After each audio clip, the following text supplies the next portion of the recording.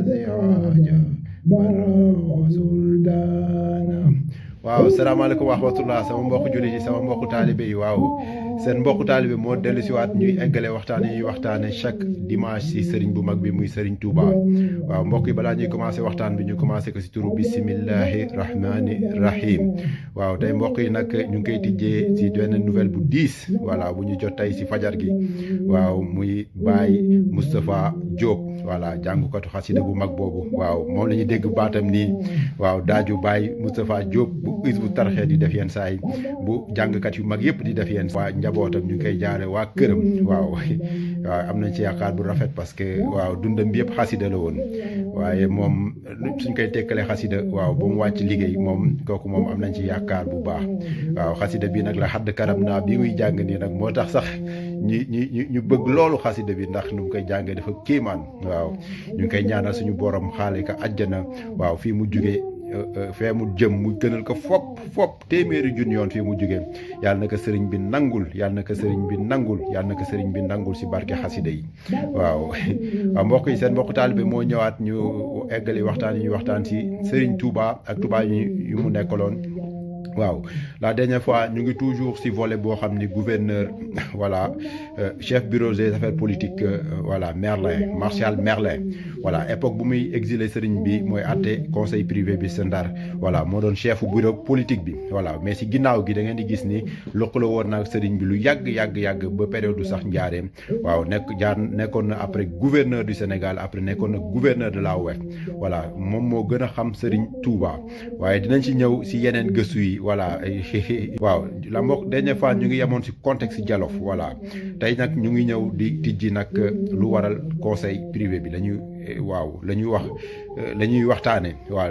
lu ñuy toppee sëriñ bi mag bi waaw dañuy gis ni point par point juróom benn point la voilà le soulevé Merlin à 9h la convocation sëriñ bi mu ngi leen doon xaar bureau d'attente voilà foofu la si bureau d'attente bi la jullee ñaari ràq yooyu durée 45 minutes voilà Doudou Seck moo doon interprète bi sëriñ bi ak Doudou Seck dong nga doon sénégalais si biir bureau bi voilà bureau bi nag 10 membres la defoon voilà dinañu wax membres yëpp nu mu demee dinañu wax tamit justice à l'époque nan la demee parce que ñu bëri duñu comprendre lu tax conseil privé bi àtte sëñ Touba lu tax ñu déporté sëñ Touba parce que déportation dinañu wax justice bi nu mu meloon à l'époque voilà ba dégg nañ sax ba sëñ bi eggee Gabon ñu ngi ko bëggoon faagaagal waaye luñ ci jublu woon rek di ngeen gis ni voilà Gabon tubaab bi ba muy yóbbu sëriñ bi 1895 voilà 1893 dañu teg loxo Gabon voilà àllu Gabon bi miinuñu ko woon sax waaye xam nañu dès le départ ku ñu fay yóbbu rek intention bi mooy faagaagal ko waaye egg nañu sax ba egg si jëmmam ba jéem a faagaagal jëmm bi waaye kooku dañ ci ñëw suñu ñëwee si période Gabon waaw mbokk yi conseil privé bi nan la demee voilà conseil privé bi décret moo ko nommé voilà le 15 septembre 1893 2 ans avant ñuy jàpp sëriñ bi le décret nommé conseil privé bi 3 articles la ñu indi ci conseil privé bi dañ ni 9 membres la voilà di ngeen gis ni sax fii dafa sëñ bi bañ koy àtte sax da ngeen di gis ni am na ay membres yu manqué waaye loolu du dara loolu décret moo leen 9 membres la article 2 bi nag ne am na 3 membres yu nga xam ne dañ ciy ajouté wu mu nekk nag 11 membres fekkee affaire bi dafa am affaire marine wala affaire militaire xam ne dañ ciy dugal commandant marine dañ ciy dugal tamit directeur de l'artillerie wala dañ ciy dugal officier des corps des troupes waaye di ngeen gis ni ñooñu ñëpp teewoon nañu ci àtte Serigne Touba voilà article 3 bi nag ñu indi 4 conseil public ak conseil privé 4 conseils yooyu nag décret moo leen di nommé mais da ngeen di gis ni àtte Serigne bi 2 conseils moo ñëwoon benn conseil privé ak benn conseil public voilà conseiller privé bi mooy Béziers voilà conseiller suppléant public bi mooy Lombin lañu indi voilà loolu mooy àtte bi léegi dañuy wax ñu composé conseil bi après ñu nag ñu dugg ci justice bi à l'époque noonu la demee après nag ñu ñëw nag plaidoyer bu Merlin def voilà Martial Merlin lu muy topp sëriñ bi point par point ngeen gis ni sax ñoom xamuñu sax histoire u sëriñ bi xamuñu kan mooy sëriñ bi xamuñu ay idéologie sëriñ bi waaye lépp ci ay supposition lañ ko teg ci espionnage lañ ko teg ci ñaaw njort lañ ko teg voilà dinañ ko gis ci waxtaan bi waaw mbokk yi format bi toujours 12 minutes la waaye chaque dimanche dinañ ko def voilà suite bi su jeexee dinañ ko eggale dimanche yi ñëw waaw suñ fi yàlla bàyyee incha allahu rabbi voilà rapport yu ñu def mooy balaa ñuy egg ci conseil bi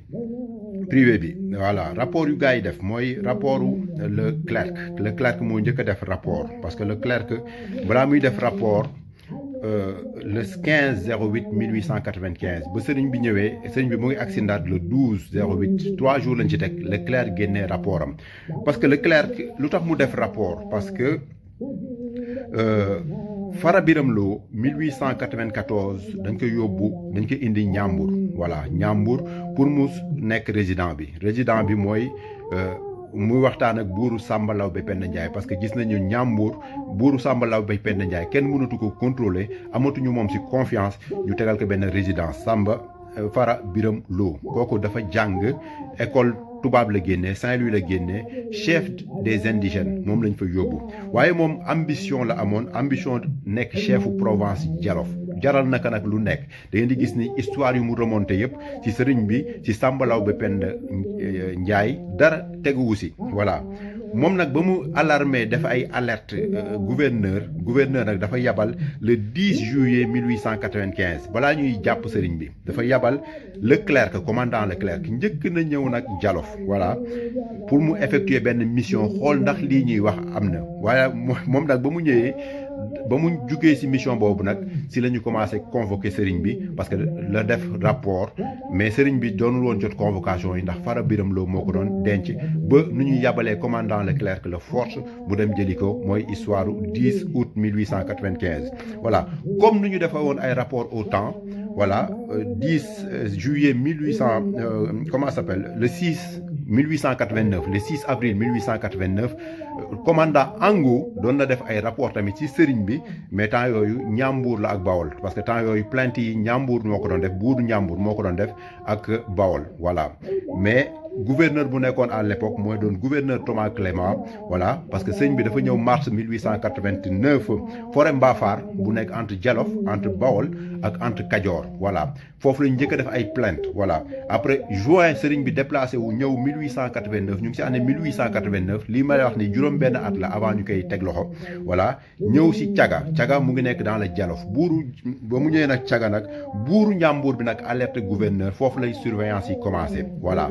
ñu commencé bind premier rapport yu ñu xam yu ñu ngi daté de 1889 mu ngi fekk sëñ bi Touba sanc na Touba mu ngi tarbiya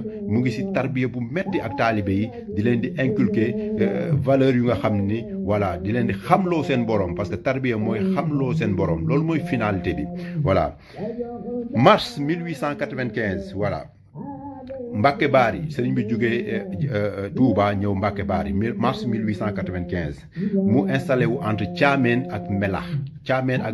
dëkk bu ñu naan Mbacke Bari province de Passe voilà foofu nag le problème yi commencé ba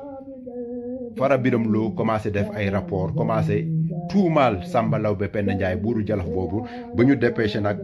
Leclerc mu ñëw def rapport loolu mooy premier rapport Leclerc voilà bu mu génnee le 12 août 1895